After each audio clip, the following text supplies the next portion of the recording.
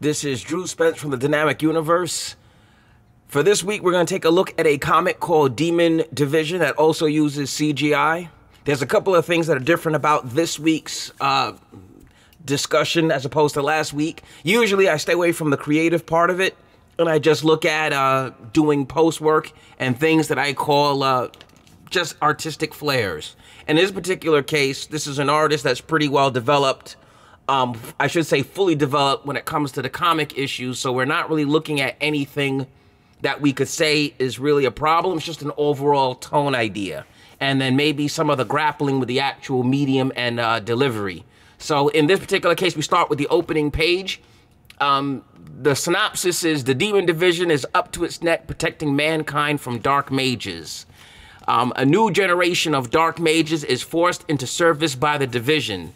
And Seth and Caelen try their best to ease into their new job, but the mission gets sabotaged when an over 60-year-old problem surfaces and threatens the existence of mankind, the return of the demons. So, okay, we get the idea that it's going to be basically a lot of magic happening in this book, and we're going to have some demons fight. If you look at the cover itself, which is pretty clever, I got to do some scrolling, so you have to forgive me, but this is the cover on one of the sites. You're going to find links to this comic.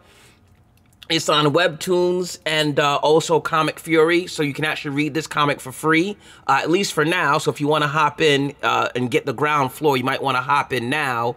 And we could go on some more, but I don't want to spend too much time on the intro. But this is a group dynamic that there's a team. BeeMKay does the actual graphic work using CGI. You know I'm big on the 3D modeling stuff.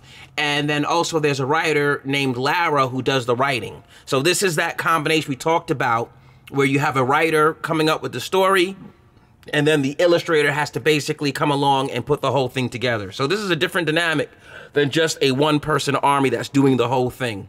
So let's dive in and take a look at it. First, we start with the cover, which tells you a lot that you need to know off the gate. You get the central characters. Seth, I'm sure this is probably Caelen. The font already for the lettering, and I should say the graphic for the title is awesome. It's like an Eastern sort of almost glyphic type writing where it seems like this a little bit closer to pictures than just straight text. The E is awesome. That's just a 3 dashes and it skipped that vertical line. The M looks very expressive. So we already got something that feels ancient and a little foreign, so it's already off to a good start. There's clever tricks being used already out the gate. Graphically, if you look close, this top banner, this backdrop for the top half behind the title is actually pulled from this panel. So this image here, if you cut it right along this axis, you can see that this is the ridge of the eyebrow here. That is super clever, that they actually took a graphic from it. You can see it repeating on the bottom as a motif. They've taken part of the image and dropped it down and made it a frame by blurring it. That's very clever that they did that. So already I'm sort of already saying, okay, this is gonna be one of those books where there's some pretty cool attention to detail if you pay it, if you look close. We've got our characters in a very dynamic pose for the cover. We have some fireball action here, so we're gonna see some special effects. So that's probably gonna be the main thing that this book is gonna lean on, and I'm gonna give you my thoughts on that as we get into it. So we've got them surrounded by demons, and of course, as the cover, you're sort of like, you could tell like we're sort of being set into a world where we can tell like this is the stuff that the book's gonna probably give us when it hits its climactic points and it hits those high notes. So, you know, we've got this going, slightly different than what it says in the description, but this is awesome. All right, so with that, we start to go into it and we start to dive into a chapter. This is based on a vertical scroll system that you scroll downward for the pages. I'm old school, being 25, older than 25, really. So, you know, I expect books to sort of have the 2 panels side by side, and that's my preferred method of reading books. But I know a lot of the newer kids that are somewhat younger are used to books that you can see either on your phone, and everyone's used to scrolling or swiping off the vertical plane. I still like pages going horizontal. I like to see 2 pages side by side, but nonetheless, this is the vertical scroll. I do have issues with the whole web comic format, that a lot of people say that there's an advantage that you get unlimited space with having a web comic. And I'm pretty much against that idea because I find that it's never really used to enhance a comic. It's usually just used to eat space because you don't have to worry about printing, and you feel like it's not a cost in turning pages. But I would say, for me at least, and again, we're going to go into some personal stuff, because if you just want to read the comic, jump to the link inside my page for this video and read the comic book. So if you just want to read the comic, you think I'm scrolling too fast or too slow, it really behooves you to just read the comic and enjoy it as you would as a normal reader. You're obviously on the dynamic universe to find or get my insights on certain things. So that's why I'm injecting so much personal stuff in this, because this artist is advanced. So we're not really at the point where there's a lot that I can say, hey, fix this, hey, fix that. You know, you need to improve this and improve that. And no one is really about ripping apart people's comics or their art. As you know, I've painted, I've sculpted, I've hand-drawn, I've taken photo manipulation, I've done that to make comics. So as a person who's tried a whole lot of approaches, you really gain an appreciation for every attempt and every style that people pick. So that's why there's a lot of love for every system, and it's not really about what's better than what. It's what you choose to do when you tell your story. So that being said, let's dive in. So it says that the Division Academy is the south of Edinburgh, Scotland, and the time is today, which is, you know, a cute thing to say, like, you know, happening right now. So we get to see a castle. So we're already getting, again, a sense of the ancient mixed with the modern, because as soon as we hop in, we see like this crazy classroom where I believe this is probably Seth, the main character, is teaching a class. So, you know, off the bat, it might have helped to say, okay, you know, classroom, whatever the subject is, paranormal, something that goes here to give me a little bit more insight. But we got a university setting, and I'm not going to read every line of the comic because, again, you could read this yourself. It's worth reading and getting into and understanding what's happening. But we're talking about, you know, a teacher lecturing the class. You know, we get a little bit of a backstory, and the thing with this book is that it's very complicated. So it's not like a light reading book and it's kind of silly. It's written in a very serious tone with lots of undertones. So everything that they say is important. Like the script is very tight when it comes to details. So you could tell because it's two people working together. Time is important, resources are important. We can't really waste time just throwing things out there, that everything is important. So there's always backstory being filled in. It's a very complicated universe. I'm okay with the idea of not doing an info dump at the beginning, where it's not like just a huge list of everything that goes on, and you're just gonna put me in this universe and let me pull the pieces in myself. Sometimes that works, and sometimes it doesn't if you find yourself being confused for too long that you fall out the story because you can't tell what's going on, and you're being shown heavy moments that don't really have weight because you don't have an affinity for the characters yet. So, you know, like this line here, the very same Mrs. Cooper, I'm part of the committee that selected you for the academy, and, you know, I'm the real deal. So you're getting some flack about the students and the teacher sort of going back and forth. And in a brilliant move, we've got this shady character hanging out in the back. And I'm gonna call him shady because everything about this guy has been shady so far. I don't know if he's a good guy, a bad guy. I'm not sure what his ultimate destiny is. But man, when you put a guy like this, just the pose, where he's placed, and just think about the level of creativity with this. He is in every frame, but he's always the unimportant person observing. Like, that is such a weasel place to be hanging out. He's not in the back, which is expected. Like a PA would be sitting here if you've been to university. The PA is usually either here or they're up front sitting here. And this guy is off to the side, almost like a security guy. But whatever, let's go in. We get this here that he's hanging out, there's talking. And this is the part that I call the webcomic effect, where we get to have these thoughts, because this is like inside your mind type stuff. So when you close your eyes, you get a sense of being inside your own head. And that's where we get these black spaces where it's your thinking stuff. You don't have a visual. It's almost as if your eyes are closed. And it's a huge effect that a lot of comics use. This one pulls it off, where you can scroll a bit and then you can get your next section of text. But sometimes when comics don't get this right, it's a problem. And I tend not to like it when comics make me scroll 2 or 3 pages for dramatic effect. Because again, that's the equivalent of me turning pages in a comic. And although I'm reading and I'm not going at a fast pace, sometimes the scrolling can get tiring, that you're just scrolling and scrolling and scrolling. And I'd rather just get a bigger chunk. Also, I have a giant monitor, which is nice. I have 2 big monitors that this is being filmed on. So I'm reading the book on a pretty sizable monitor, and I still have to scroll for basically what's considered 1 page. So I'm still scrolling per section of it. But as we go in, you know, they're going back and forth. You know, there's a lot of rules being broken for the webcomic. I mean, he's speaking, but he's basically outside of the frame.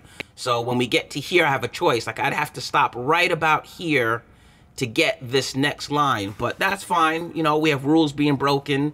This is also another rule that's being broken with all the zigzag of the comments, you know. But this author, or I should say the artist and author, probably decided, one of the things that I decided is I don't like when the word balloons lay over characters' faces or cut off parts of the scene. I've never liked that. I know a lot of modern comics do that. Well, they'll just basically fill in every blank space with the text, and you don't get a chance for the picture to breathe. You have to just basically wait for a fight scene or a vista to get an uncluttered panel. But, you know, I think a lot of the CGI artists tend to want very open panels. Like, let me show you my art. So let's move forward. So we're jumping into another chapter section. This is also clever, the same classroom. We have a view from outside the doors, which is probably hard to pull off, on how to get the camera outside these 2 doors, but get both the cameras lined up. So this actually takes a bit of work.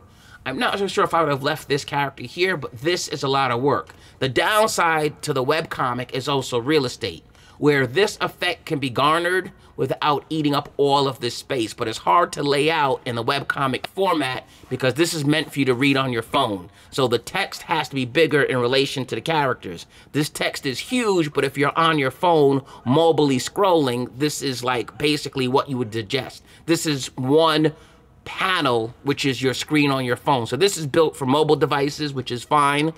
A lot of people read comics on the mobile. I always feel like, in parentheses, we should say they read it on their mobile device first. And if they're really going to get into your comic or get into the art form, they tend to read it again on a bigger device. Most of my friends want the initial link on their cell phones, and they want to get it as soon as it's ready. They get it to their phone, they scroll through it real quick, and they go, this was a crazy episode. When I get home, I'm going to read the whole thing. And then like a couple of days later, they'll tell you about the artwork or something they saw, but the story, you usually get feedback first. So, you know, we have this going on. They're going down the hallway. There's a few continuity moments that break where, you know, because of the web format and it's like a page a day, you're getting chunks. When you read the entire book in a huge stream, you kind of want it to be a little bit more seamless. So we have a scene, they're in a hallway, 1 character's running up from behind, they're having a conversation. And I gotta say, this character design is brilliant. This is an awesome main character. Like the figure that they've got set up here, the beard, the haircut, this is an awesome figure.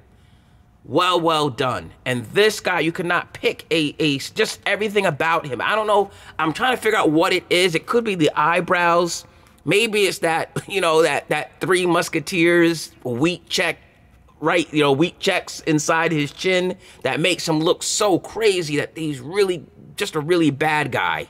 And, you know, I don't know if he could be the hero eventually. I don't know. But, and even the gloves stick out like a sore thumb. Like this guy is wearing driving gloves like his MO. So either he thinks he's badass or there's something going on. We'll get to that. Spoilers ahead.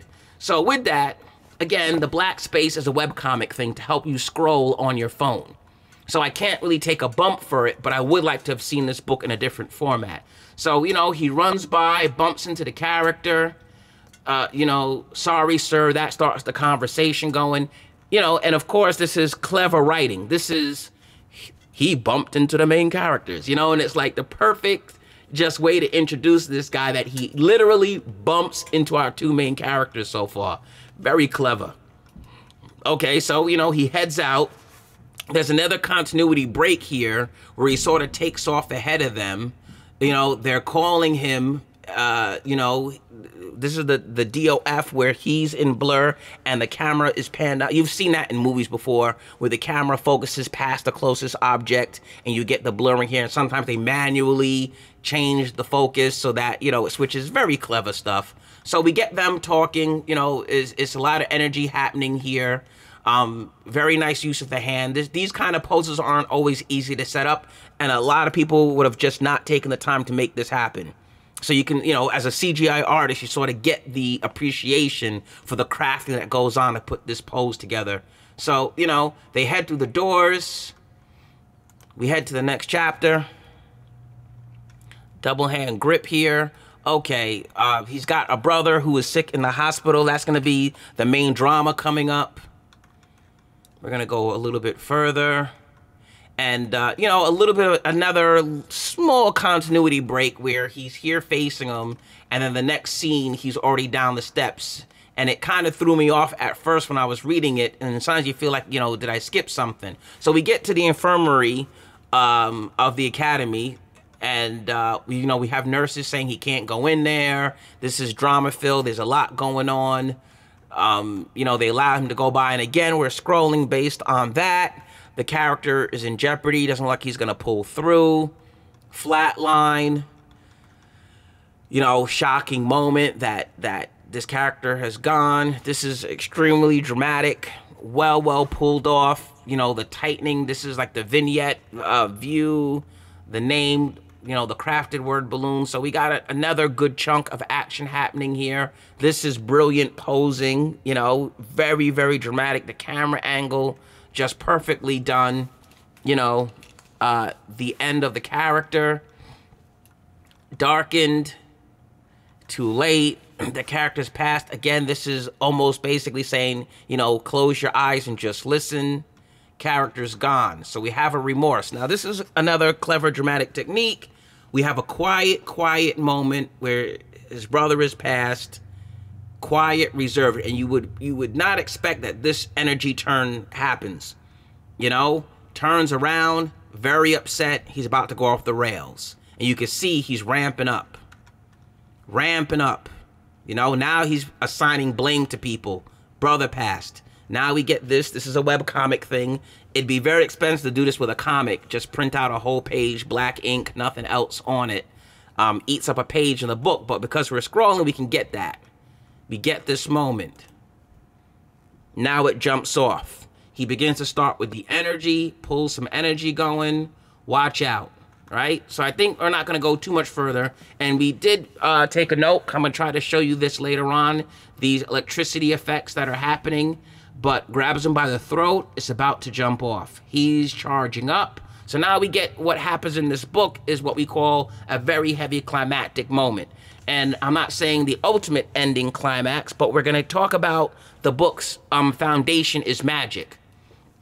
So if the book is really about magic, then when magic happens, that part has to be crazy. And that's the part that I say is a stylistic choice and it's a creative choice. And, you know, we're sort of overstepping the boundary as a person reading the book.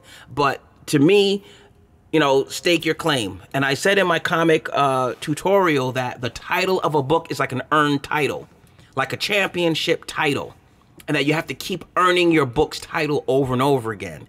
And sometimes these are the moments that you get to use as a proving ground. If your book is really going to be heavy on magic and spells and effects and that kind of thing, then that needs to be the part that I can't wait to see. The human drama is always going to be there. It's going to be great. I'm going to see characters develop, turn heel, turn hero. You know, the bad guy gets his comeuppance or he weasels out and escapes again. A good guy gets redemption or rises to his ultimate potential. All these things are the engines that make a good story. But in these point pieces, the energy part, it's got to be one of the big draws. That if I'm not so heavy into the story and I'm just sort of barely dug in, you hit me with some impactful, meaningful moments and the graphics look crazy and the story takes the jump. This is basically that moment where this dude just died and this guy is raging and he's out of control. And energy, his powers are manifesting. He's basically losing it. He pulls up this flaming spike weapon out of his hand.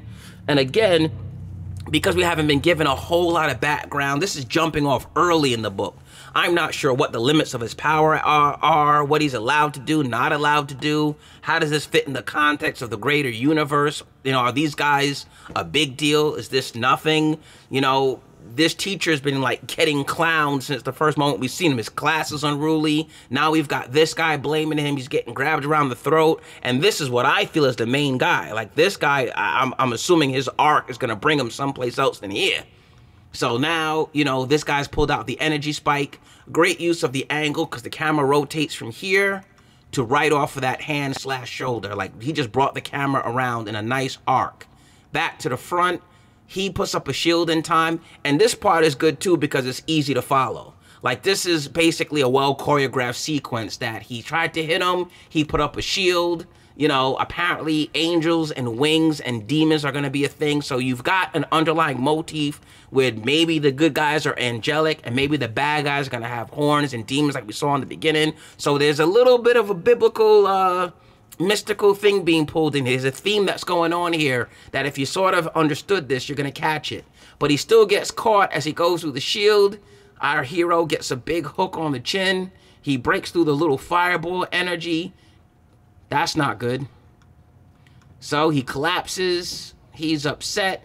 He's still losing it. Look at the energy still emanating. Now he's put up a shield to protect them both. So because it's red, like you could tell there's a motif happening here. Because it's red, you could tell this is him doing it. Obviously the other guy's incapacitated. Looks like one of the doctors took the brunt of I guess the discharge of this attack. Now they're standing around and he's threatening him and he's still out of control, blaming this guy for the death of his brother.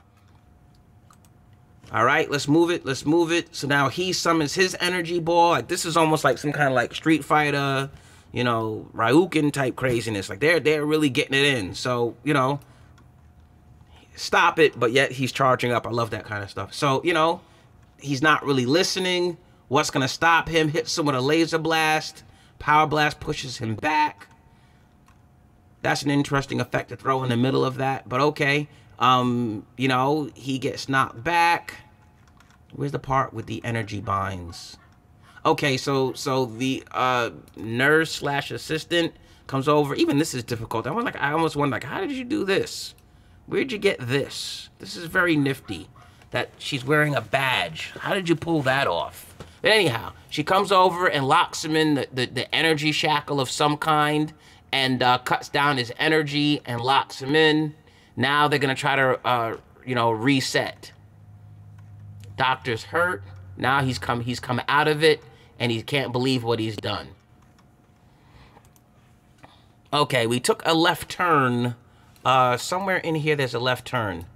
Yeah, we jumped back into the classroom setting. So this did throw me for a loop because I wasn't really sure where we were. I know we're obviously back in the school, but this isn't that circular classroom, so this is a different classroom in the school. And this person's like, "Hey, Williams, you coming?" You know, small, minor grammatical stuff, you know, but it is what it is.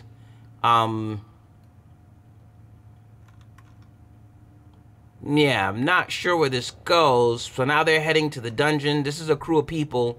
And again, I'm sort of like, okay, I'm not really sure who everybody is quite yet. And they're detouring me from an action sequence. So I'm sort of assuming that this is going to tie into something sooner or later. But okay.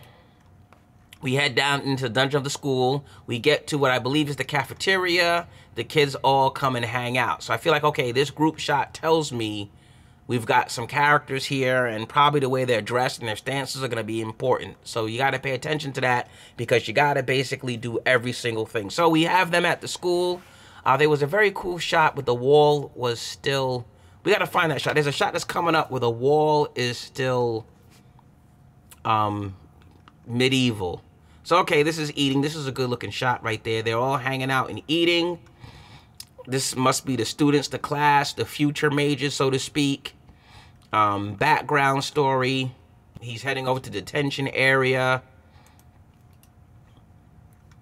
They've got the character on lockdown. You know, one of those things where we're sort of building a little bit of suspense. Or you could consider it something that you're not sure about, because we have a lot of, voices are talking. You're going to assume it's probably these three characters talking, because these are the last characters we saw. But we have the character laying on the table. People are talking about him. All the talking is happening off frame. And now it's revealed that the characters are actually there. So now we're going to find out who's saying what to who. They're having a conversation. They're talking about evaluating what should happen to him. His feelings and unstable emotional state. Now they're talking about the doctor that was injured, and we're now focused on her and trying to pull her through. So there's a lot going on with that. The person's obviously in trouble for hurting someone from the staff, and now that's the big question that Ruth, I believe the character, has to survive. Probably would have just tilted this sideways and let it be smaller. As cool a shot as it is, I probably would have just let it go horizontal and just let it eat up less of the page. Especially since there really isn't any text, it could have been smaller and we could have seen the details pretty clearly. But that being said, we're going to get, again, the same sort of effect that this could have worked in a horizontal and just reframe it. So we have a teacher come out. I'm trying to remember what this part was. Oh, this is the big introduction of all the students that are going to become characters in the story. So, again, this was a little much because we have them explaining, everyone is basically introducing themselves, and the students are sort of working out among each other. You're getting some of the personality of the students. Where's the scene with the girl's hands? That was very expressive. But okay, the teachers, teaching class, here's a gag that they're sort of, I guess, force pushing, so to speak, this teddy bear in the middle. And because she was told to stop, she breaks concentration. And the other student, I know he has an Asian name, I can't remember it right now, but he ends up pushing the teddy bear into her face. And there's some breaks in it, like, we have the nice flowery background, because the students are messing around with the leaves floating everywhere. So that becomes like a motif for the entire scene. And again, we're going to talk a little bit about the magic effect, because, this is really the paramount part of the book. So a bunch of students working out needs to be like an incredible sequence. Like this is really sparring. Now, the demons may show up and look 10 times this crazy, which is probably going to happen. I would assume that the demon fights are going to be when the magic jumps to level 10. And you're going to either see some well-written magic effects, or it's going to just look so crazy, it's like the most interesting thing that's going to be coming up. And now this is just light, them sparring and playing with their powers. So with that said, the teacher's basically giving them lessons, and, the students are sort of learning how to get it down. And, just nice artwork. This is just pretty stuff. Like, this is just like the kind of thing that maybe, if this team ever decides to go with some wallpapers, it might be nice to see some profiles with these leaves behind them. But with that said, I know the meet's coming up. This is a list of the different characters. There's a little bit, if you're into the backstory, or you just like, the background. This is probably a reaction where people are reading the book going, I wish I knew who everybody was, because now we've brought in a lot of characters, it's probably time to start locking them in on which one, who is who. And I actually, even though I read this, I got the name wrong. That this is actually, I thought there was a, I got this wrong. Oh, I didn't see that. Yes, I'm sorry. Oh, boy. So I blew that Seth Caelen is actually the character. I thought there was a comma here. I misread this, and I thought that the other guy was Caelen. So even as I was reading this, I got this wrong. I thought it was Caelen. I thought that was his last name, but it's okay. Well, there's my correction. So some of this actually reads a little bit different. But okay, these are the characters that you've seen already in action. Here is our teacher. We have a bunch of the students. I know we're going to get a bigger introduction. This student I was talking about with the hands, that this character stood out because of the attitude already.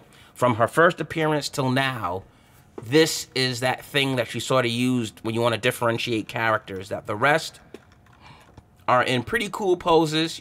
She's got the hourglass. The teacher's in kind of a, teacherly generic pose.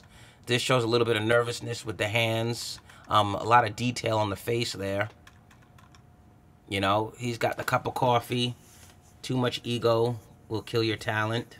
You know, who knows if that's even his cup, but that's an interesting statement to have on the cup itself. You know, a little bit of foreshadowing. And we've got, you know, a little burst of some of our characters. So if you want to get deep into it, I mean, some of them are very heavy into going into their things. And again, this is like fan-based stuff for you to enjoy. You know, this is basically the telling you, not showing you in case, you know, you just want to get some of the meat now. I don't think anyone really remembers this stuff and memorizes it because it's a lot of information, a lot of characters. Yeah, this is Yoshiro. I remember this character, so that stood out. You know, so we get a brief look at that. I want to show you the chapter. Also, a very nice thing that they gave you the 2019 year. There should be another one besides that. I might have skipped one. All right. Well, there was another Happy New Year with a very nice message, which is also branding. That is very nice that you know you're giving back. Besides just your comic, you're actually wishing your readers and fans good news and cheer. So that's nice. So he comes in. This part again is one of those heavy sections that has a lot of undertones, where you know he's meeting. I guess you would call her an old nanny in some way. That she's a secretary, but also a nanny, so she kind of drops hints about being his nanny. And he goes in the room. Let me show you this part.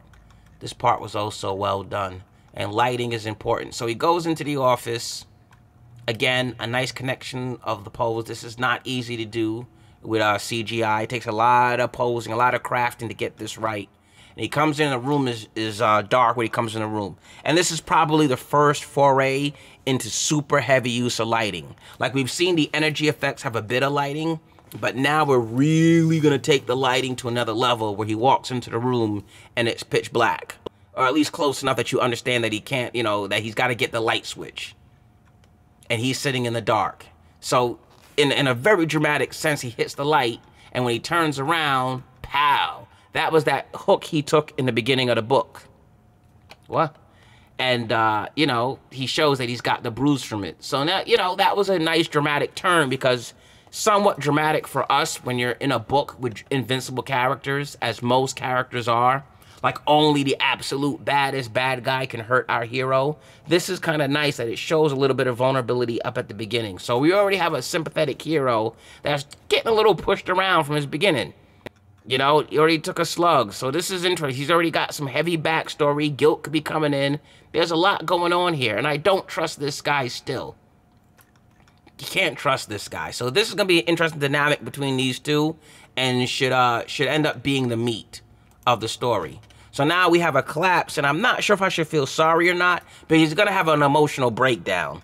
And I'm not sure if I'm supposed to really... Oh, this was brilliant, too. This is a corridor cam.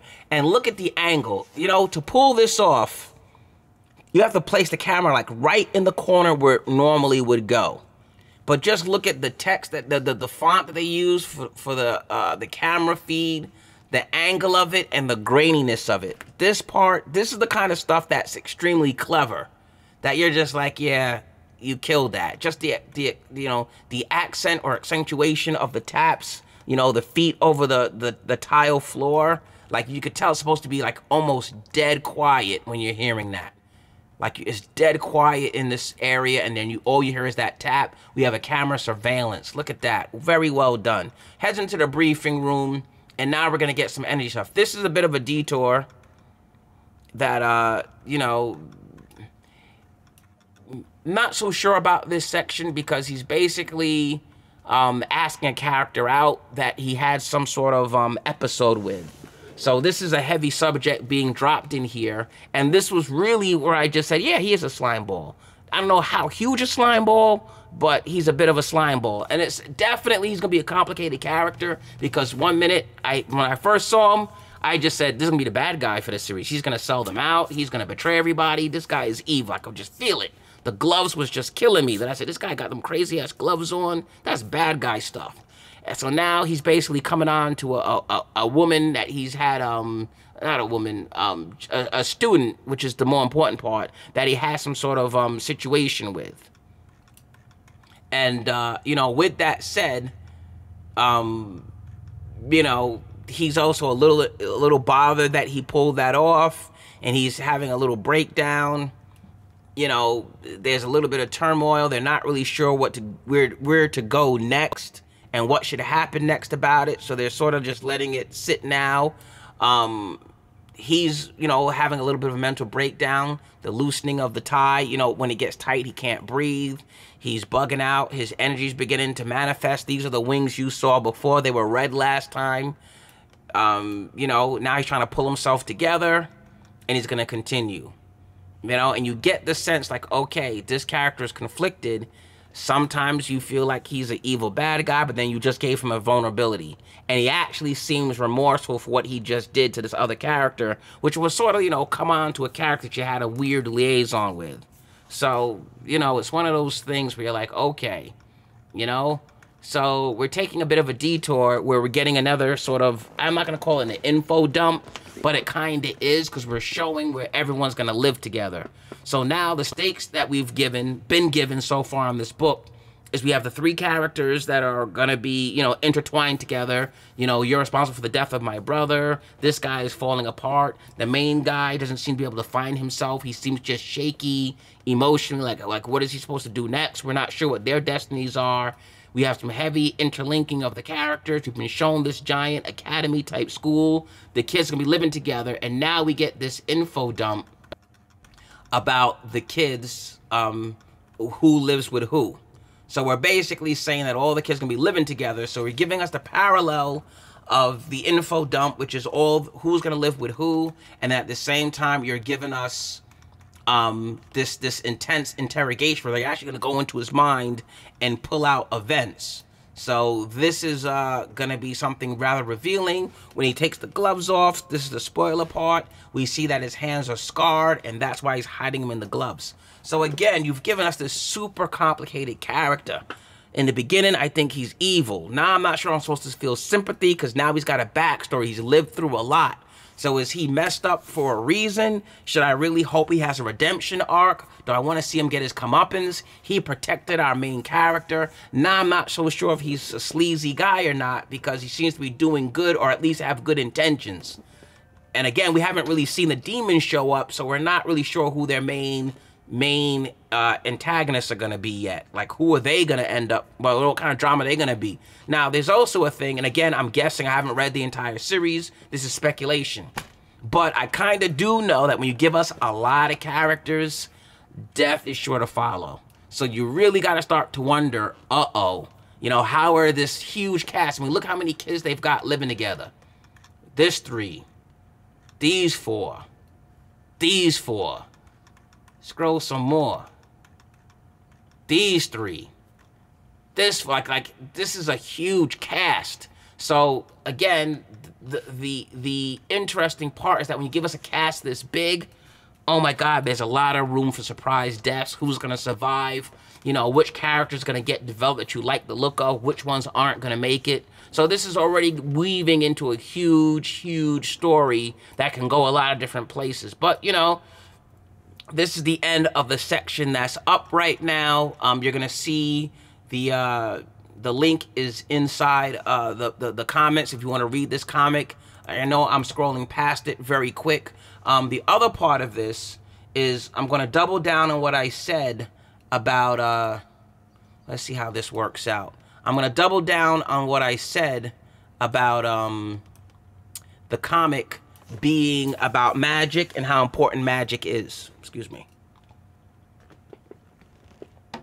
So it's hard to explain. I don't want to just do post work, because you saw that already, where I just throw a bunch of special effects and activities on the screen and say, you know, this is special effects. This book requires a little bit more than that, because at its core, we need to have some real well done lighting and energy effects. It needs to up the level of drama, or else it's like just red in the room. You know, the energy is only sticking out because it's red, or only having weight because it's yellow, or only having weight because it's a bright green. And although there's an emissive surface to everything, we could up the level of drama and take it there. Now again, the demons may show up and all this could go haywire. Well, right now it's light because it's just the students. When the demons show up, it could jump to another level. or it could be about where they're fighting, because just now we saw the hospital scene, and the hospital's already bright.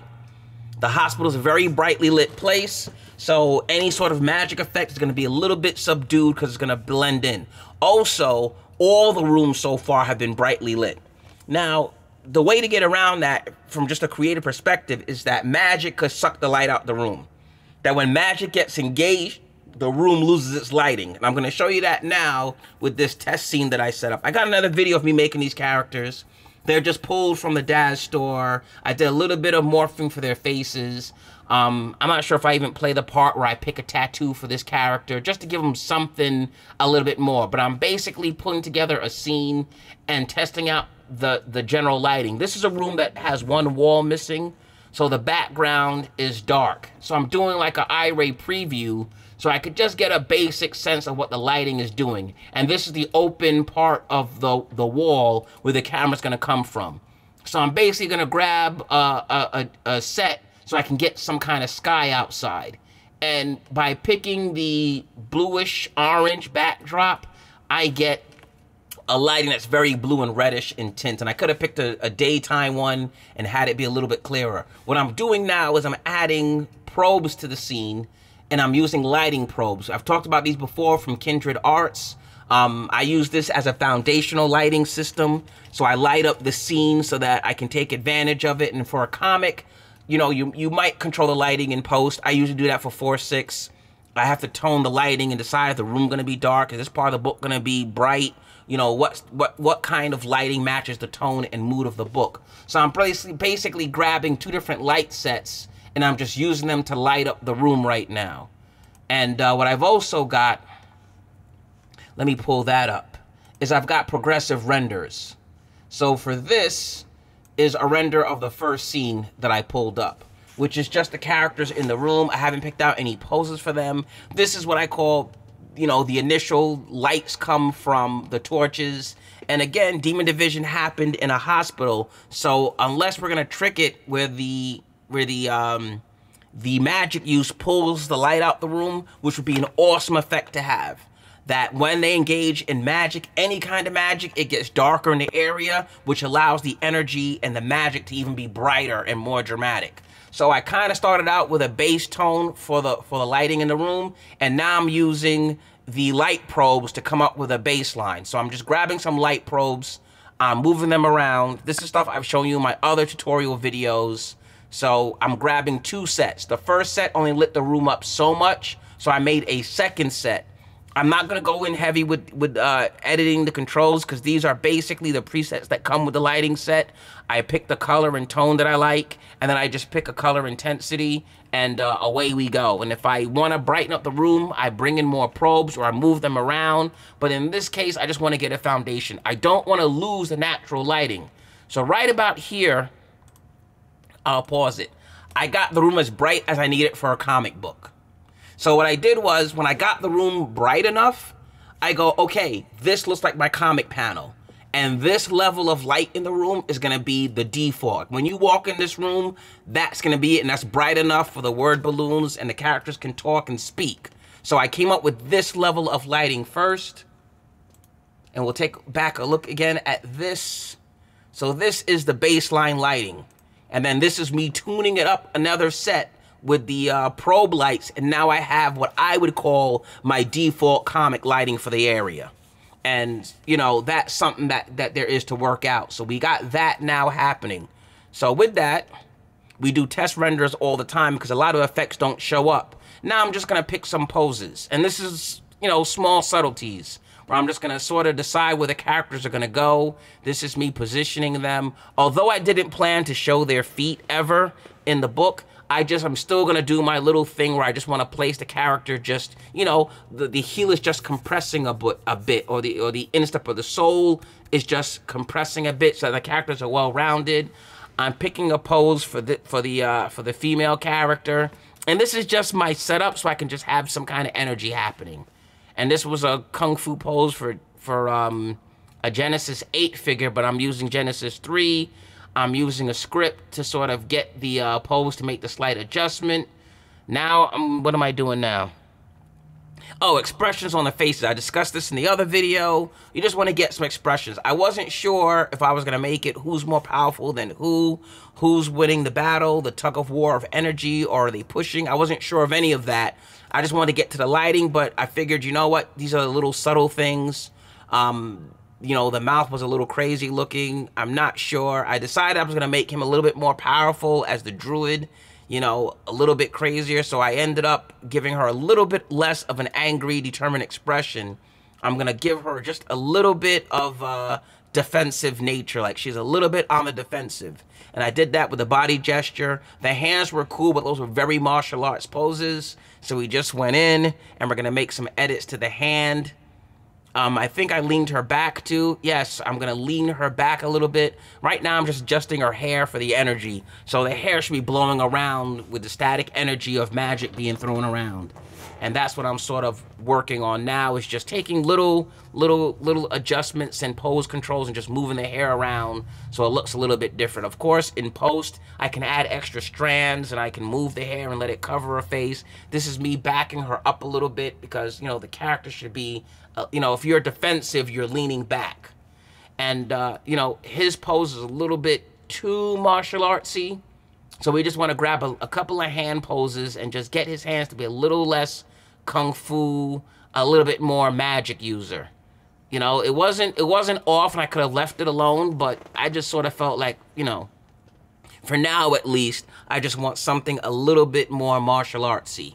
So I'm also knowing that I'm going to use a general side shot. Like this would be a good establishing shot. Maybe there's room for a lot of word balloons that they could be talking to each other or saying stuff while they fight. But for the most part, you know, I could have picked a very dramatic angle. There'd be something coming at his face, you know, her face saying something, close-ups, that kind of thing. Maybe we drop the background out and just let them float in space with some crazy stuff happening around them. But for now, at least, we can go with a straight side shot so you can see how you put this together. So in Daz Store, there's 3D assets. There's also 2D assets that could stand for special effects. So we can grab a set of special effects, which can come in as 2D planes, which is basically like holding up a sign or a sign with a picture of a special effect on it, and you move it into the scene. That's what this is. So this is a flat plane that when you move it in front of an object and render it out, it looks like it's three-dimensional. This isn't, you're gonna see when I rotate the camera, this isn't a true ball of light. You can see that it's a flat plane. But from a certain camera angle, it's gonna look like it's a circular, you know, as you can see, a circular pattern of energy. So now that we're beginning to get to this stage, I'm sort of framing my shot and deciding where am I gonna put the camera, how much space do I need to have them speak, am I gonna have them talk, and I'm gonna do some test renders to see how much emissive or light does this effect give off. Do I wanna go in and adjust it and turn the effect up, or am I just happy with it? I want the room dark, so I've taken off the lighting because I want the special effects to be the source of the lighting in the room. And that's what I'm saying happens, that whenever magic is going to be used, it takes the light out the room so that the effect has even more energy. And again, who knows what other types of effects you can have, spells, electricity. We're going to go with electricity because I saw that in the book. Just, you know, room warping, matter warping. You could have the camera be warping. There's so many effects that you could do. But, you know, this is all part and parcel what you can come up with. So I render this out. Let me pause this here.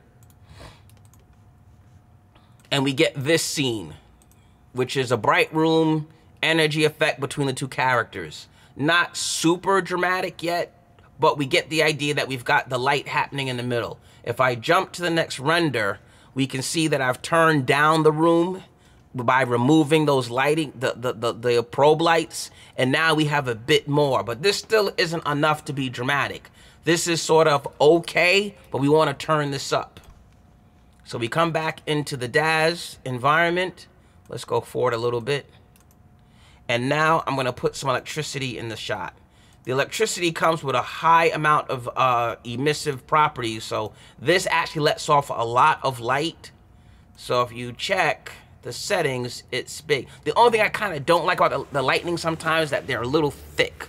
Like when you zoom in on them, they're a little bit thick, but this is it. This is lighting, and of course, I just changed the color of the lighting from blue to yellow.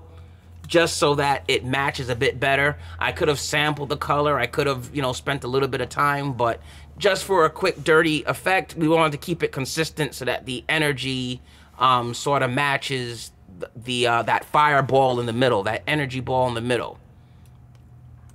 Let's see what we have next. What did I do next? So again, a little bit more of a dramatic angle. Where did we get to?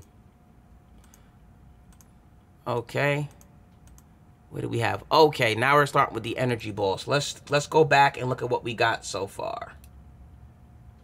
All right, this is the effect. This is the effect with electricity engaged. So this is a rough render, a test shot of the energy engaged. You can see already that this electricity, because of its emissive properties being so bright, it really is surging on the scene, and it really gives me this dramatic lighting of her face, and she's like looking up, like just amazed by what's happening. And you could tell like this guy is way more powerful. I mean, he's got the mage thing happening, you know, to the monk's robe. Like you could tell like this guy is serious, and he's got a bit of the upper hand. There's a little bit of amazement here, so we're getting a little bit of a narrative in the shot. So I brought in this. This is another effect. Stickly Yield makes this, and Stickly Yield, oh boy, he makes this effect, and it's a bunch of energy props, and they're very versatile. You can't really go wrong with any of his effect packages, so that came out really well. Let's take a look at this, because I should get this right. This is off the head, so you know you're not always sure where you're gonna go with this review, but we'll take a look. Let's take a look. We're bringing in the energy emissive.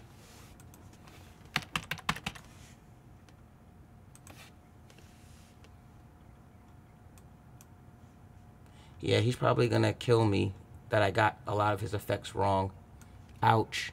So actually, it's Sickle Yield is the vendor that makes a ton of special effects for the store, and he does a lot of them. Some of them are 2D. It's a huge set of offering, but he gets it. You know, explosions. He made shackles, which is probably the ones around the neck that come in very useful. The nature effect with the leaves, just a lot of stuff here. A lot of effects that he had. This aren't even the ones that I own. But with that said, we'll pause this here. We had a good lighting effect that came in, and it looked right, that we had some good energy happening. But on top of that, we needed the energy ball to be a little bit bigger. So you see me work on the energy balls. Take a look at that. And we increased the ball size to really give us some high-level energy.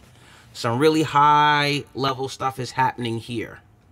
So we turn this up, and now it's even more dramatic. And this is really for post-work, because this isn't really going to be a heavy aspect that I really want. It's really the electricity and some other stuff, like, but without a true light source, casting light into the scene, it's not that convincing that you've got this high energy source impacting all the characters. So this is why I always add extra light source. And this is me just bringing in another one of these globes. I copied it and shifted it over, and I'm just trying to create a very heavy light source in my scene. And I gave this emissive. There's a ton of emissive products and shaders in the store. I basically just changed the outer coating from this transparent outer atmosphere, I guess you could call it, to an actual emissive light source that you could put on an object to make it cast off a lot of light.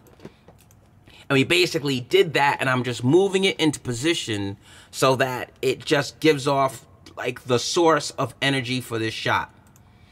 And that's me. I'm doing another test render, and I'm placing it in the middle. So in my shot now, I've got this huge ball of light inside the middle of my frame that should hopefully compete with the electricity and give me an even more dynamic image. And we get that. This is now casting off a lot of light. And we get to the end of what we're going to do in the Daz store. So if we take a look at it, we got to here which is a huge ball of light and tons of energy. Like, this is a dramatic confrontation of energy. When I bring the extra light in, it gets even heavier. Let's take a look again. I bring in this extra light, and now I've got the whole room changing in tone. And that's from this little light ball in the middle. Very happy with this, and this is almost done. If I was going to stay just with Daz store assets and not do post work, I'd probably end here.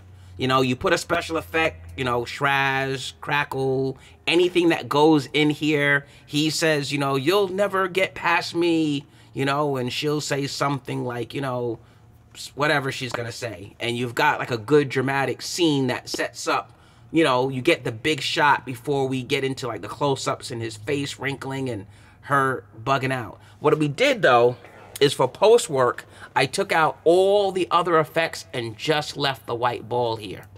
And this is why we're going to talk a little bit about post work, because this is going to be my light source I'm going to build my effects off of. So if we go back a step, you can see that when I had the extra electricity, it did brighten the face more, but without that, I still have a convincing source of a glow that I can put energy on.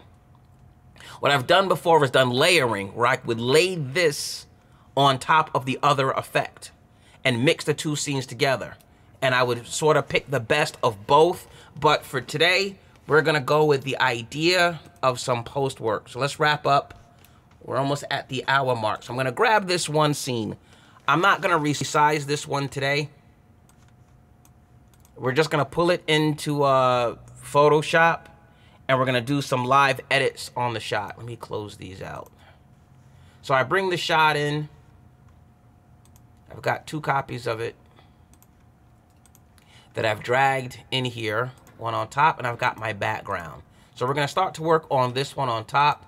I wanna rasterize the layer, the smart object, but in this particular case, I am not going to resize my image. We're just gonna work in the default resolution, and we're gonna go in with some effects. So the first thing we wanna do is we like the electricity. So let's go back with some electricity. And you saw me use this rather recently. You know what? We're gonna do something different today. Ron Divine, we've used a lot of his effects and done brushes. We're gonna do something a little bit different off the head. I changed my mind. What we're gonna do is we're gonna use some particle effects. We don't need to see that anymore. So I'm gonna make a few extra layers. Yeah, we're gonna get rid of all of this. And give me a bunch of layers, because I can put the effect and just choose to keep the effect and lose the layer that I put them on. I usually copy a bunch of my layers, so at least I can go 4 effects deep without impacting it. And I'll still even make one more. It doesn't really matter, but I'm just gonna keep playing until I'm pretty good with what I want. And I'm gonna save this again. Let's just call this edited and particle shop. Particle shop is by Caelen. It is basically an animated brush system. It works as a plugin inside Photoshop. So it's activated by going to the, what is it activated by? It's activated by going to the brush, excuse me, but the filter menu, and I activate my particle shop. So while that's spinning up, what it is it's a suite that lets you add effects, and the brush moves in a animated fashion. This is the size. We have the opacity of the brush. And at the end, you get a choice to save only your brush strokes. And when I save only the brush strokes, it removes the actual layer from the Photoshop menu. This is a brush. This is a eraser. This is a color picker, which is good. And you could choose to have the effect glow. Brush packs, I believe, start out at 30. They're usually on sale around 20 something. Sometimes I've gotten them around 15 or 17 when they're on sale. Caelen is the company. Painter is their flagship product. These brushes also work in Painter with a few more options, because, you know, the Painter engine is a much more robust environment. This gives you the brushes with, you know, just these few limited controls. But, you know, with enough technique, this works well with a tablet. Usually I'd pull out the tablet and draw the effects in with my pen, a stylus pen on the actual tablet or screen. But it works just as well with a mouse. You can get a lot done.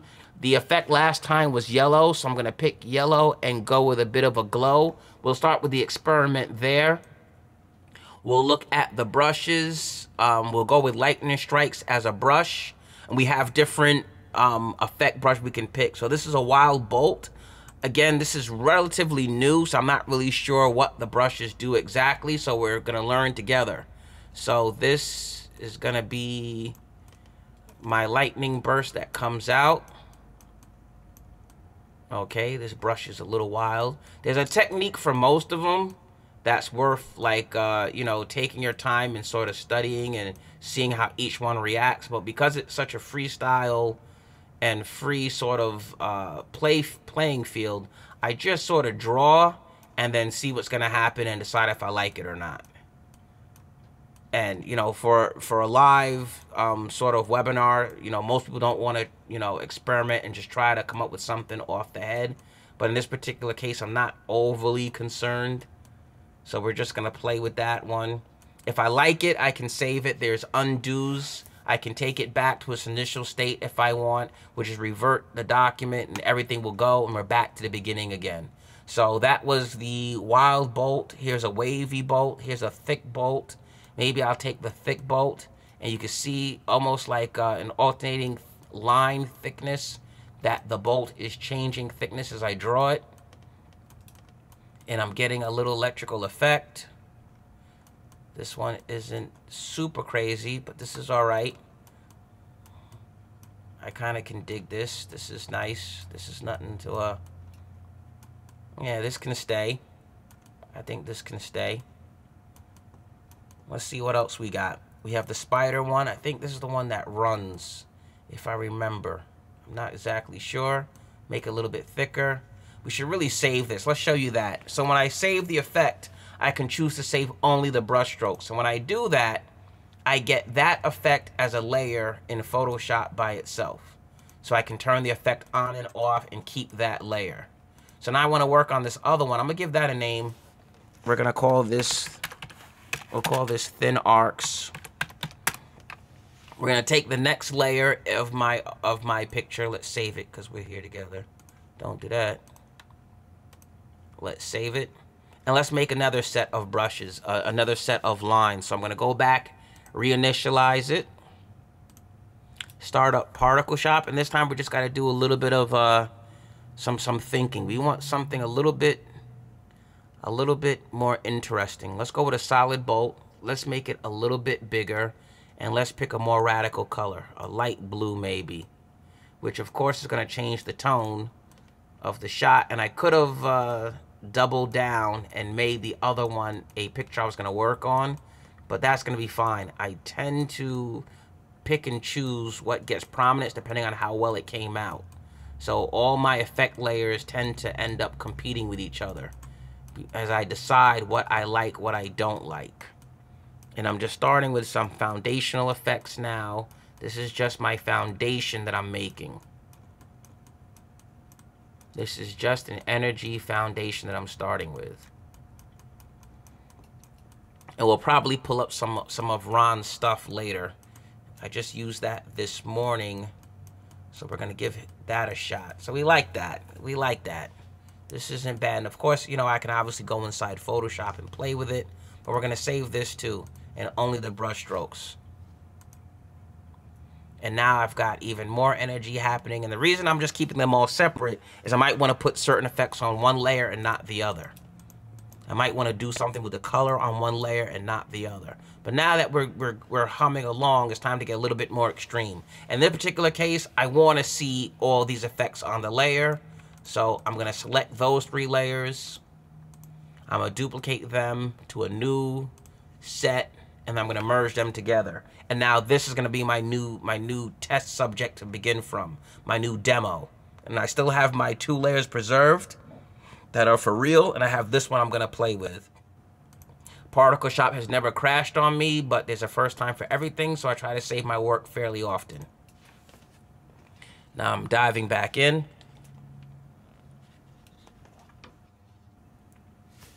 Sparks are pretty easy. We have cold sparks. You know, they default. I mean, that's not bad. The other one was very yellow. Let's get back to yellow. Let's get some yellow happening, and let's get some sparks going. What do we got? What is this giving me? This almost looks like a blurry lens flare, a lens blur. This is kind of crazy. I'm liking this. Okay, come on. Look at that. What a weird brush this is. Obviously, doesn't like to scale up. It doesn't like to scale up too much. So we'll work with you and we'll keep your scale low. This is good for particles. We got to remember this. Oh boy, this is going to come in handy. This is a very nice brush. Matter of fact, we want to get some of this by the hands. The hands have to be emanating energy. Oh yes, this is a very nice one. Yeah, her hands are emanating energy. Her hands. Now, if hers are going to be yellow, maybe his will be blue. And we'll let him emanate blue. And now we've got a little bit of a motif happening. Where she let off. And she's using 2 hands and he's using 1. Oh boy. That's fresh. And then we got to fix this white circle in the middle. I could clone it out and get rid of it and actually have it disappear and just make it part of this door, but I'm not gonna do that. I want something big for the middle, so I'm gonna leave that alone. I'm just gonna give a little bit of doodads all over the place, just a little bit of doodads. Not too crazy, just a little bit. But that was a very nice brush. We got hot sparks. We're gonna test it. Okay, hot sparks ain't bad. Do we want to keep that yellow? Maybe not. Maybe get some other colors in here. That's a weird place. But you know what? Maybe work on the middle now. Because this needed some help. Maybe that's what we do. We fix the middle. And give the middle some kind of energy. Let that go. We're going in. We're going in. Right?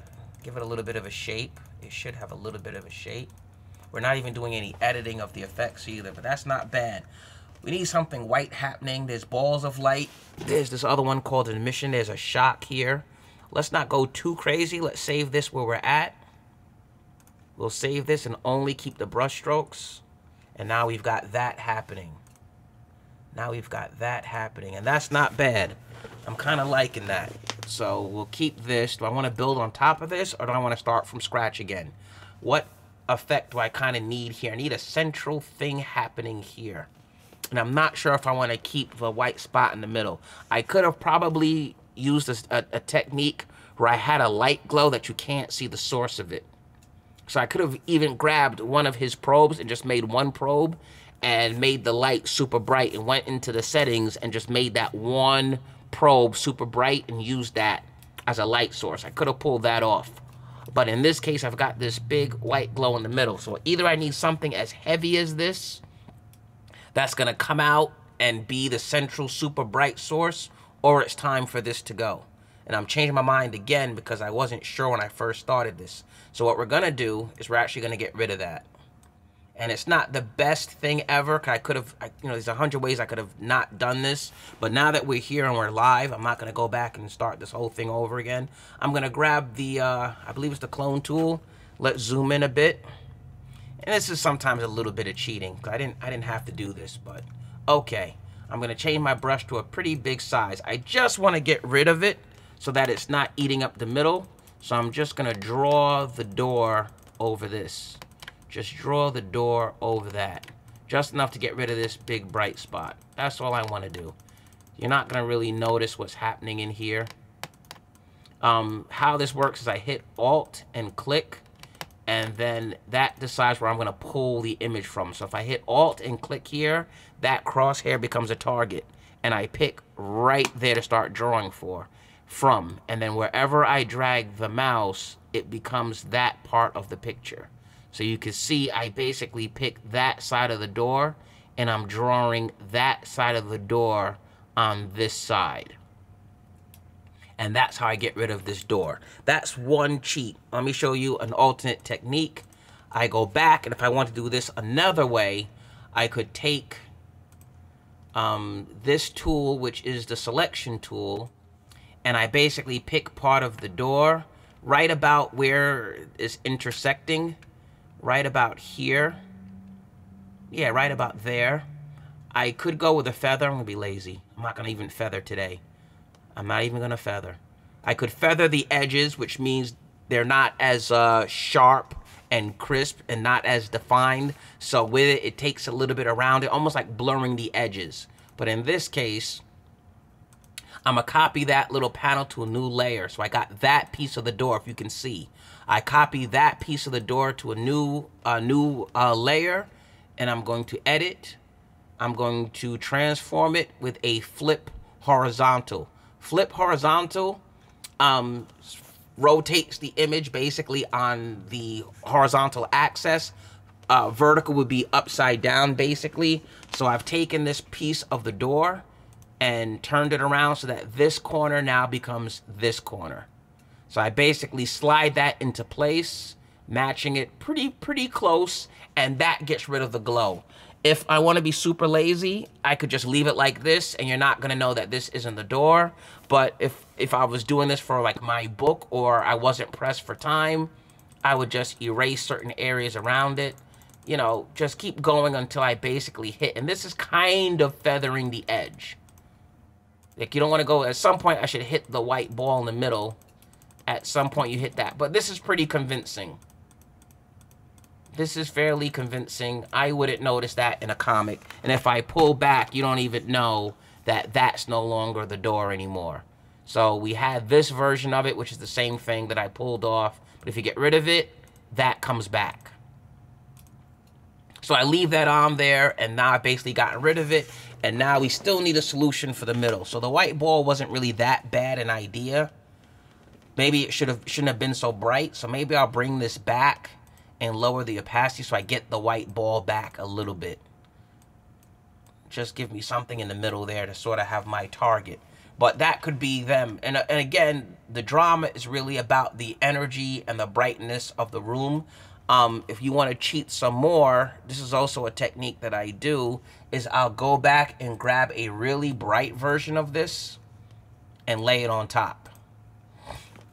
And now I've got the lighting that was very dramatic from one image. Let's take a look at this. Let's put this one on top. Oh, no, let's put it here so that you can see.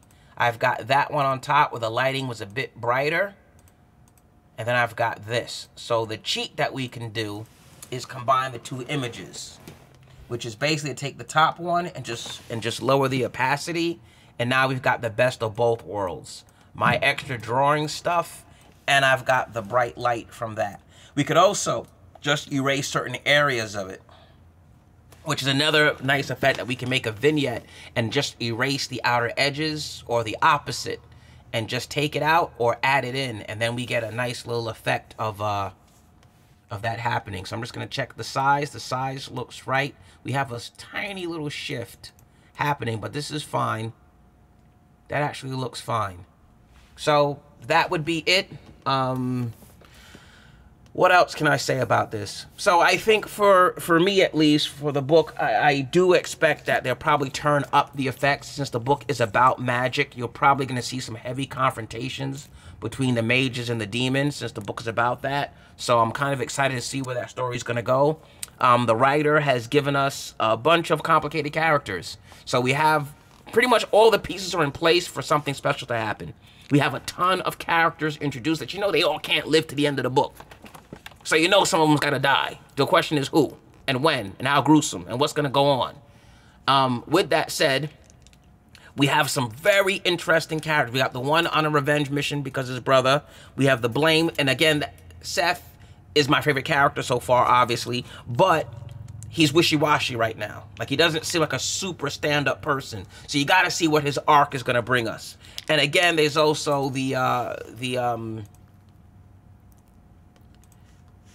we also have, okay, so there's also two sites for this before I forget. It's on ComicFury, and it's also on Webtoon, so you can read the book and subscribe to it. Let's jump to the latest page. Oh, we have some new stuff we just discovered. So, okay, we're going to get some new pages and some new artwork. So this is going to get real interesting soon. So, yeah. All right, so I got some more comics to read this evening. That's going to do it. In summation, it's just about pushing the effect engine a little bit and maybe using lighting as your most dramatic character for action scenes and sequences to just bring an extra sense of drama in. We did a combination of some post-work stuff. If you want to push it some more, I know we should close this out, but if you want to push it some more, what we could do is dig into our library. You know, we can add some more. You know, you can obviously go to the limit, but we're going to go into my library. We're going to go with Ron's products. Let us pick. I mean, he's got so many. I know we did the lighting last time, so we're not going to go back to that. We don't want to use his lighting. We just use that. So let's not use that. Let us play with his optical flares. Let me go find that product in the store so that we can talk about it and nail it down. Let's pull up the dash. You have to just bear with me. Let's see.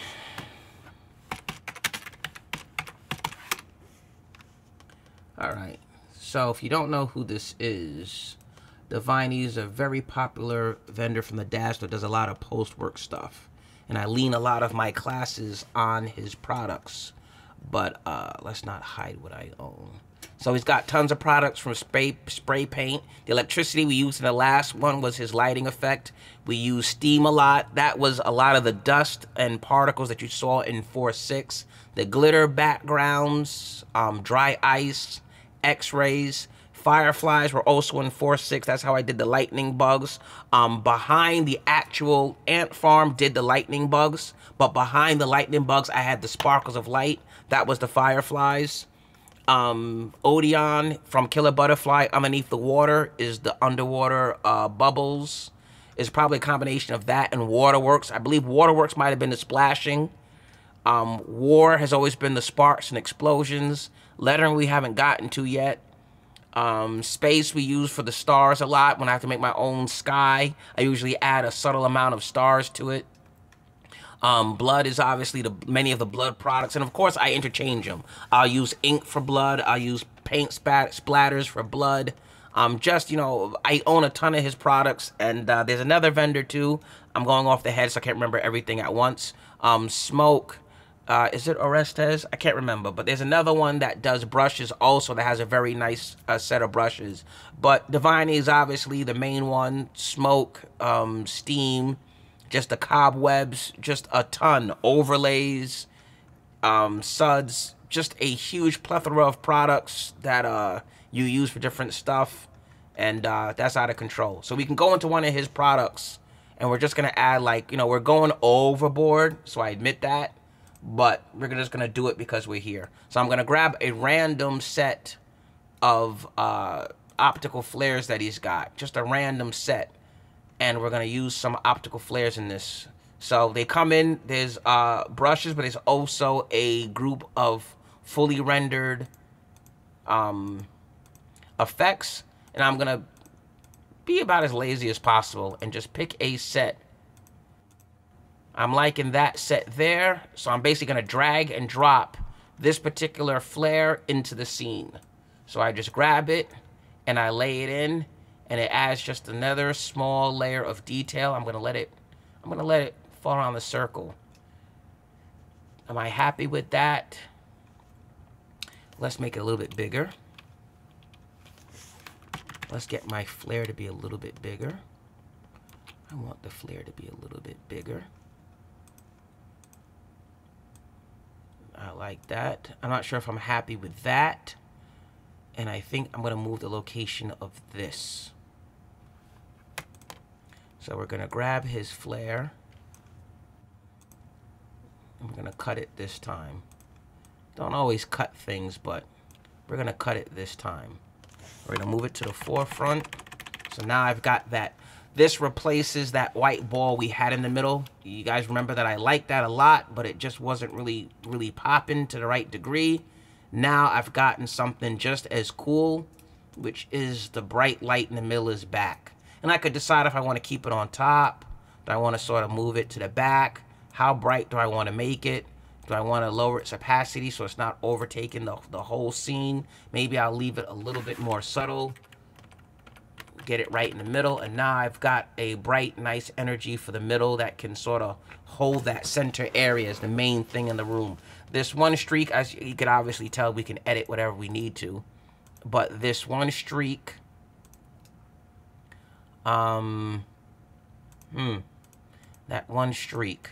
I don't think I want this streak in here, but I'm not going to get rid of it because it's a very nice looking effect.